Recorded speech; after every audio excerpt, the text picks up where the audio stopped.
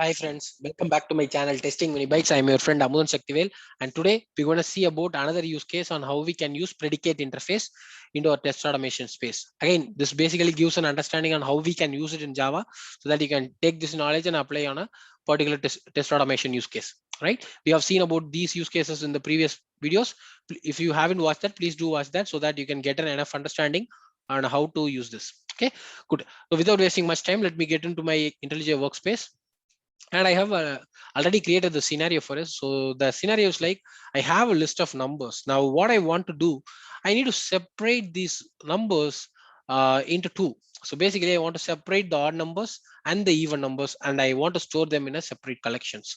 So this is a use case that I want to do. This may be applicable in your test automation space where you want to separate something into different things. Okay, you want to partition something from a list to a different things. Maybe you have a list of web elements.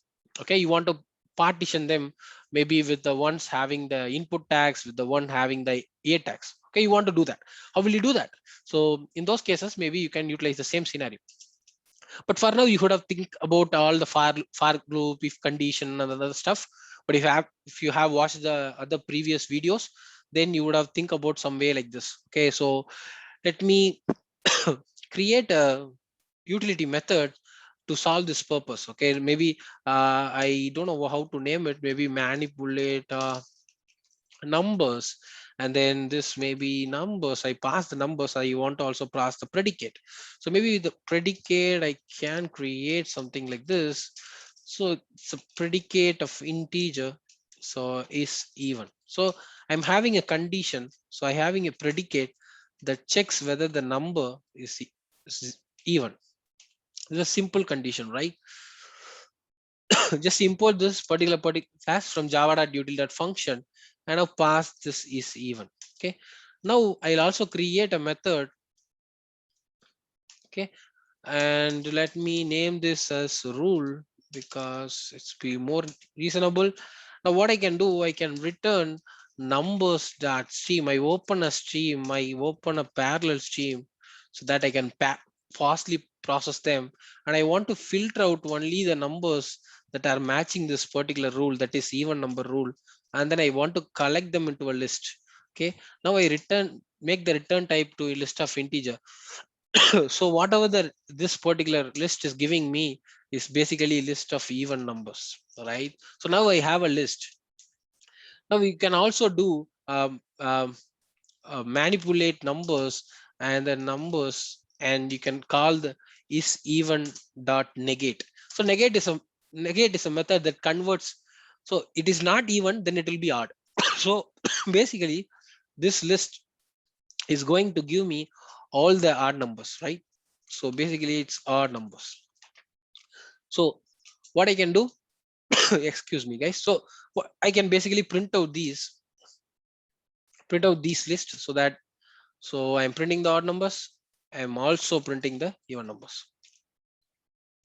So even numbers. Okay, this is another way that you guys might have been used. That's also completely fine. Let's check whether it is working. So if you guys notice, odd numbers is correct, even numbers is also correct. This is a very good case, but still there is also a better way to do it using partitioning by method. That's what we're going to see now. So let's remove all these things.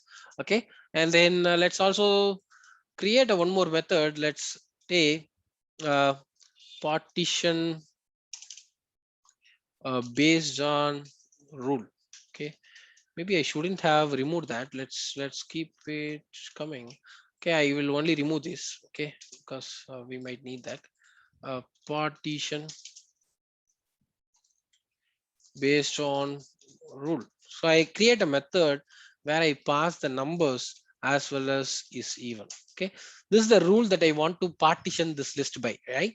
So let's create a method, and maybe I'll name it as a rule. And here what I can do is basically I'll return numbers that stream parallel stream. Okay, I want to open a parallel stream so that it be processed parallelly. But I have a method called collect. Instead of using filters, what I have a method called collect, where there is a class called collectors dot. There is a method called partitioning by.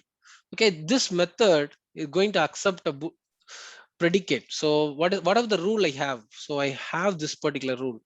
So what I can doing? So good. That's it.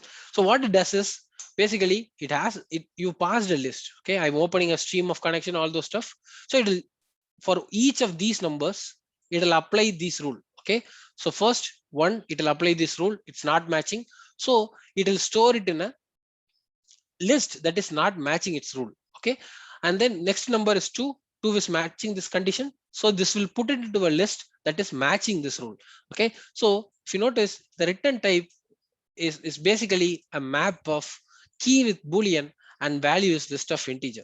Okay, so if the condition is matching, okay, so the true and false, so key is true and key is false. Okay, there is two keys here. Okay, true, whatever the numbers that are matching this condition will be put it into a key of true, and values will be added to that particular list. Okay, so now I'll introduce a new one here, so that this is boolean list map. So to understand it better, so what I do a sys out and then boolean list map dot get. I want to get so this map is having two keys. Okay, this is having two keys, true comma false. Okay, I want to fetch all the I want to fetch the value of key true. Okay, that is basically list of integers that are matching this particular condition. Okay, let's try to run it and see what's happening. It should basically give me 2 4 6 6 8 10. Okay, so 2 4 6 8 10. Okay, suppose if I want to get all the odd numbers that are not matching this rule, then you can copy this and you can just try to get the false. Okay, so false is a key. If I call this key, I'm going to get a value as a map. Okay, list of integers. Sorry guys, not map, list of integers that are matching this rule, not matching this rule. So to summarize, this map is having two keys. Okay, one key is true, one key is false. Okay, one key is false. So it'll check one by one. Okay, whether if the rule is matching, it will create that number here. Okay, 2. Next time 3 will come. So first it'll be 1. So this is true, this is 1. Okay, so guys, first the number will be 1, so this will not match, so it will get added to this particular false. Okay, and then number will be 2, it will be added to this true. Next the number will be 3, it will be added here. Next the number will be 4, it will be added here. Likewise, it'll do the partition for you. You don't have to do the partitioning yourself. This method can do it for you, and that's the beauty of this partitioning by. So it is very easy to partition your list based upon a given condition.